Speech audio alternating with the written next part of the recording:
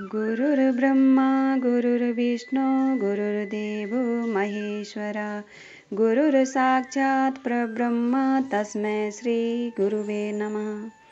मैं अपने गुरुदेव महादेव के चरणों में कोटि कोटि प्रणाम करती हूँ। माँ भवानी के चरणों में कोटि कोटि प्रणाम करती हूँ। सभी देवी देवताओं के चरणों में कोटि कोटि प्रणाम करती हूँ। सभी गुरु भाई बहनों को मेरा कोटि कोटि प्रणाम। सभी का बहुत बहुत धन्यवाद। आज हम सुनेंगे शिव पुराण के रुद्र संहिता तृतीय खंड में से पार्वती का नामकरण और विद्या अध्ययन। नारद का हिमवान के यहाँ जाना, पार्वती का हाथ देखकर भावी फल बताना, चिंतित हुए हिमवान को आश्वासन दे पार्वती का विवाह शिव जी के साथ करने को कहना और उनके संदेह का निवारण करना। ब्रह्मा जी कहते हैं, नारद मैना के सामने महातेजस्विनी कन्या होकर लौकिक गति का आश्रय ले वह रोने लगी। उसका मनोहर रुदन सुनकर घर की सब स्त्रियां हर्ष से खिल उठी और बड़े बेग से प्रसन्नतापूर्वक वहां आ पहुंची। नील कमल के दल के समान श्याम कांति वाली उस परम तेजस्विनी और मनोरम कन्या को देखकर गिरिराज हिमालय अतिशय आनंद में निमग्न हो गए। तदंतर सुंदर मुहूर्त में मुनियों के साथ हिमवान ने अपनी पुत्री के काली आदि सुखदायक नाम रखे।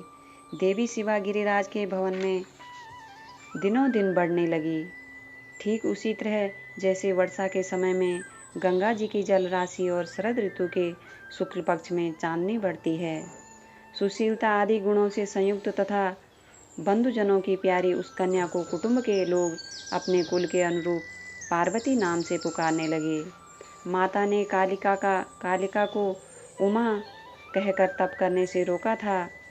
मुने इसलिए वह सुंदर मुख वाली गिरिराज नंदनी आगे चलकर लोक में उमा के नाम से विख्यात हो गई।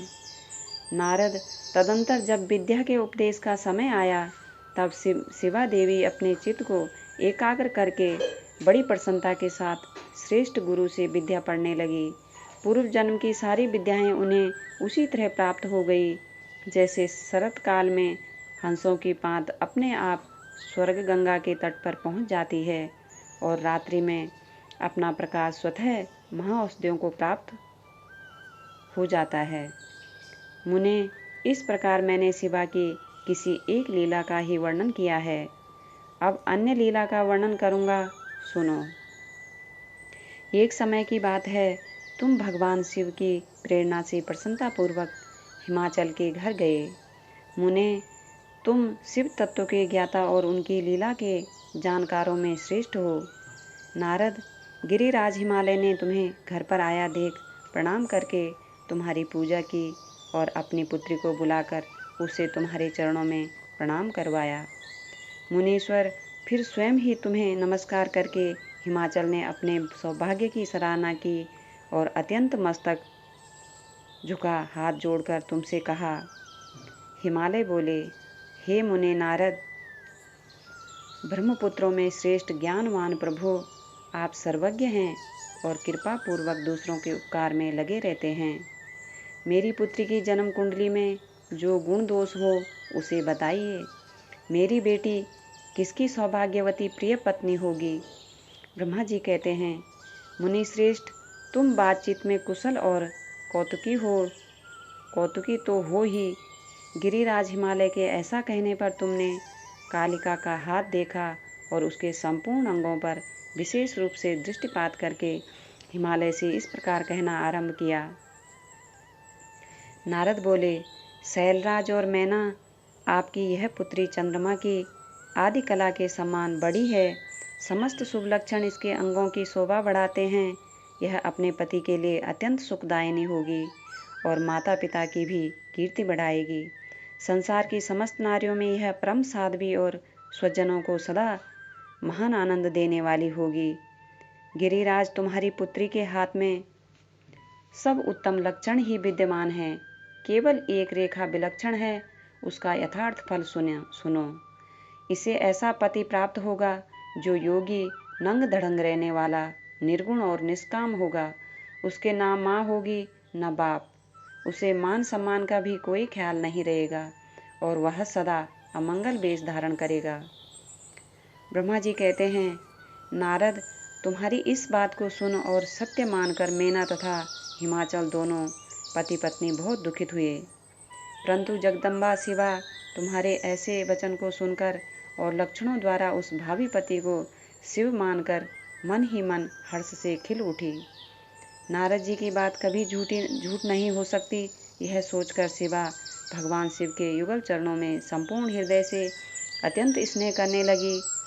नारद, उस समय मन ही मन दुखी हो हिमवान ने तुमसे कहा, मुने, उस रेखा का फल सुनकर मुझे बड़ा दुख हुआ है। मैं अपनी पुत्री को उससे बचाने के लिए क्या उपाय करूं? मुने, तुम महान कौतुक करने वाले और वार्तालाप विशारद हो। हिमवान की बात सुनकर अपने मंगलकारी वचनों द्वारा उनका हर्ष बढ़ाते हुए तुमने इस प्रकार कहा। नारद बोले, गिरिराज, तुम स्नेहपूर्वक सुनो। मेरी बात सच्ची है, वह झूठी नहीं होगी। हाथ की रेखा ब्रह्मा जी की लिपि है, निश्चय ही वह मिथ्या नहीं हो सकती। अतः शैल परवर इस कन्या को वैसा ही पति मिलेगा, इसमें संशय नहीं। परंतु इसके रेखा के कुफल से बचने के लिए एक उपाय भी है। उसे प्रेम पूर्वक सुनो, उसे करने से तुम्हें सुख मिलेगा। मैंने जैसा वर का निरूपण किया है वैसे ही भगवान शंकर हैं। वे सर्व समर्थ हैं और लीला के लिए अनेक रूप धारण करते रहते हैं। उनमें समस्त कुलक्षण सद्गुणों के सम्मान हो जाएंगे। समर्थ पुरुष में कोई दोष भी हो तो वह उसे दुख नहीं देता, असमर्थ के लिए ही वह दुखदायक होता है। इस विषय में सूर्य, अग्नि और गंगा का दृष्टांत सामने रखना चाहिए। इसलिए तुम विवेक पूर्वक अपनी कन्या शिवा को भगवान शिव के हाथ में सौंप दो। भगवान शिव सबके ईश्वर, सेव्य, निर्विकार, सामर्थ्यशाली और अविनाशी हैं। वे जल्दी ही प्रसन्न हो जाते हैं, अतः शिवा को ग्रहण कर लेंगे, इसमें संशय नहीं है। विशेषतः वे तपस्या से वश में हो जाते हैं। यदि शिवा तप करे तो सब ठीक हो जाएगा। सर्वेश्वर शिव सब प्रकार के समर्थ हैं। वे इंद्र के वज्र का भी विनाश कर सकते हैं। ब्रह्मा जी उनके अधीन हैं तथा वे सबको सुख देने वाले हैं। पार्वती भगवान शंकर की प्यारी पत्नी होगी। वह सदा रुद्रदेव के अनुकूल रहेगी, क्योंकि वह यह महासाध्वी और उत्तम व्रत का पालन करने वाली है तथा माता पिता के सुख को बढ़ाने वाली है। यह तपस्या करके भगवान शिव के मन को अपने वश में कर लेगी और वे भगवान भी इसके सिवा किसी दूसरी स्त्री से विवाह नहीं करेंगे। इन दोनों का प्रेम एक दूसरे के अनुरूप है। वैसा उच्च कोटि का प्रेम न तो किसी का हुआ है, न इस समय है और न आगे होगा। गिरिश्रेष्ठ, इन देवताओं के कार्य करने हैं। उनके जो काम नष्ट प्राय हो गए हैं उन सब का इनके द्वारा पुनः उज्जीवन या उद्धार होगा। नमः शिवाय, नमः शिवाय, नमः शिवाय।